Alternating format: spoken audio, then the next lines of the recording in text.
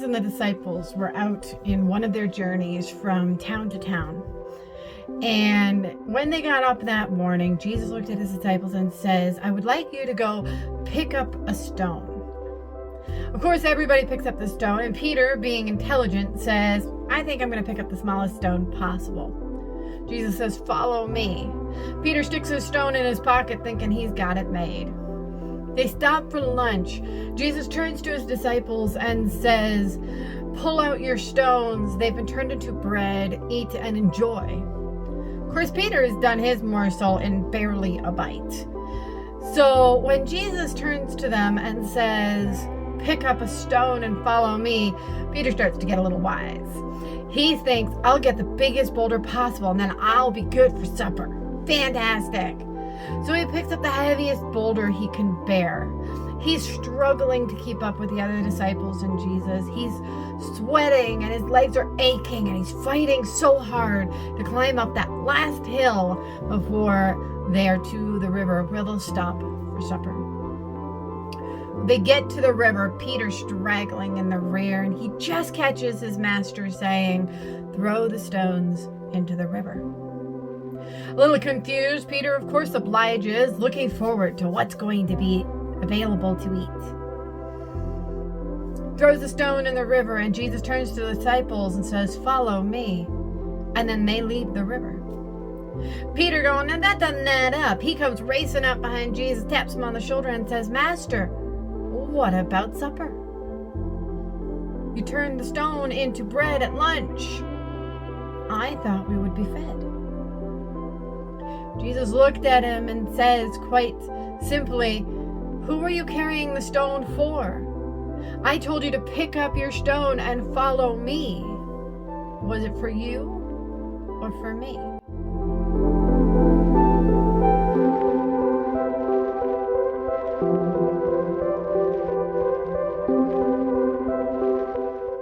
That story is not in the Bible. Very clearly, if you know your Bible, you know that story is not in the Bible. That is an actual made-up story by a different author.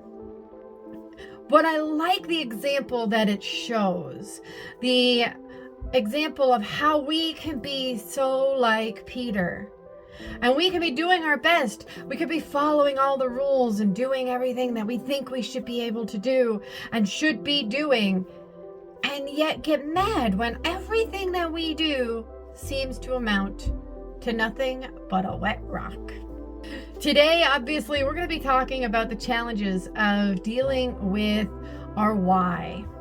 Figuring out why we do all the countless things we do. If you've seen my past videos, you know that I'm a mom, but you might not know that I also homeschool and homestead, as well as manage my home as a stay-at-home mom. And these are all different facets and different jobs that I do. On top of that, if I really wanted to get descriptive, I also help with a business that my husband and I run, as well as I have so many hobbies. My sister-in-law says my hobby is collecting hobbies. I have plenty to do. But the reality of all of these jobs is that they really boil down to the mundane, day in, day out, over and over, repetitive tasks. And those tasks can get incredibly boring and exhausting and mind-numbing and draining. And if they're not boring, they're overwhelming. They're really either or. So why do I do them? Why do I bother playing in the dirt and trying to get plants to grow when I could just as easily go to the grocery store? Why do I bother homeschooling my children when I could just as easily send them to public school? Why do I bother vacuuming when in 5 minutes there's going to be fur everywhere again? Why do I do these mundane, repetitive, not easy tasks?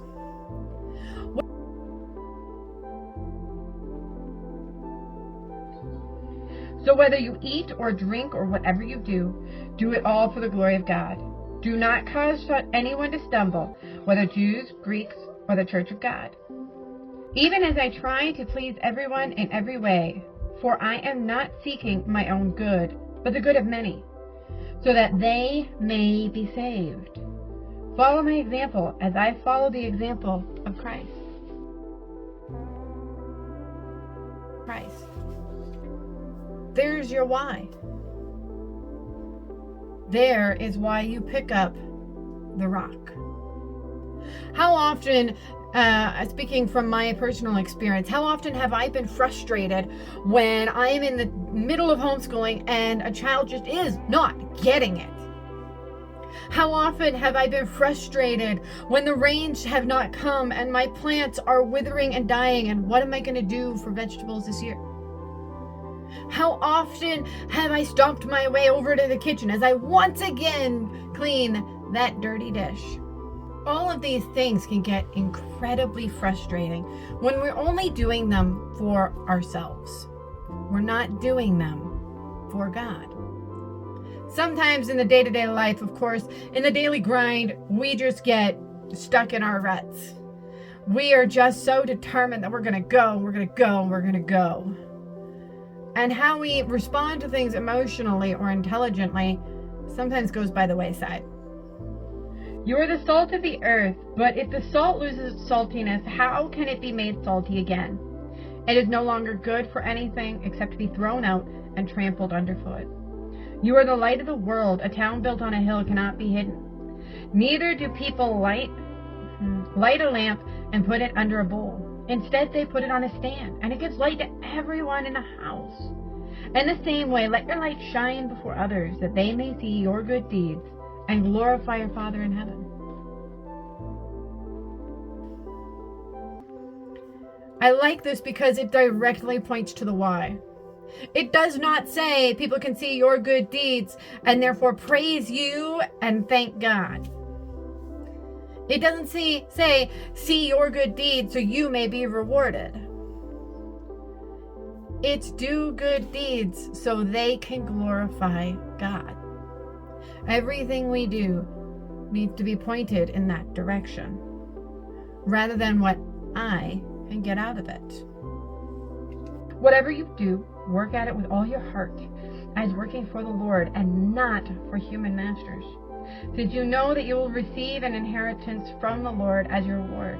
It is the Lord Christ you are serving. Why'd you pick up your rocks? Notice I used plural there. I used rocks, if you can hear that. Everybody is carrying multiple rocks. I also like to think of it as a juggling act where you've got the poles and the plates spinning on top of the poles. And how many plates can you keep up in the air? How many plates have you got spinning? How much weight is in your pocket? Now, there are definitely some times where you've got rocks or plates you can absolutely let fall.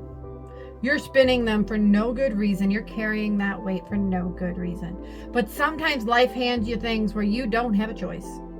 That's just part of you. So your why then really matters. When there are things you struggle with, things you cannot achieve on your own, things that you fight, things that keep you up at night, things that just are not able to be dropped. The only good that can come from carrying this kind of weight is the example that it can lead others to Christ. And there is your why. Why do the mundane? Because it can lead them to Christ. Why do the exhausting? Because it could lead them to Christ. Why smile in spite of the hardships? Because it can lead them to Christ. See, the rocks that we pick up have all manner of potentials. And I'm not dismissing how hard it can be, but there are rocks God has called us to lift. If Peter had taken the time to understand exactly what Jesus was saying, he wouldn't have been mad. And he would not have picked up the biggest rock he could find. God does bless us, but the real question is, how can we bless others? And that is our why. By blessing others, we find meaning in the mundanes. By pointing people to God and knowing that doing the dishes and taking a breath and repeating the answer to the question for the upteenth time and toiling in the dirt has meaning. Shows God's kingdoms in small ways. A house is not usually built of one thing, is it? It is not usually a giant box that you just plunk on a foundation. They are building blocks. I think of bricks. You lay your bricks out, and it's one brick at a time until you finally have your home.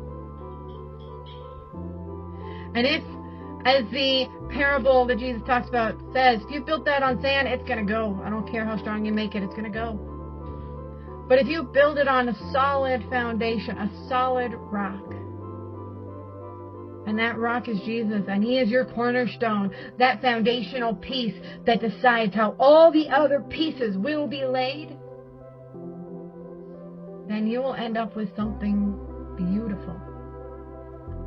And that shows God's love and grace and mercy. For my burden is easy and my yoke is light. With Him. And only picking up rocks that He tells you to pick up. When life gets hard, you'll find your life is still full. And when life is mundane, you will find it is still an adventure. Thank you so much for watching. I hope that you have a fantastic week.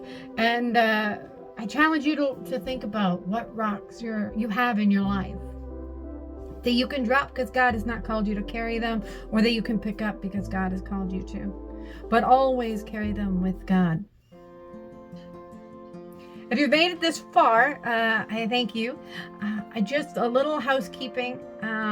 This is my last video that I'm going to be uploading for a few weeks. My family is going away, and frankly, I'm still new to the whole YouTube thing. So, I mean, I know my uploads haven't been steady anyway.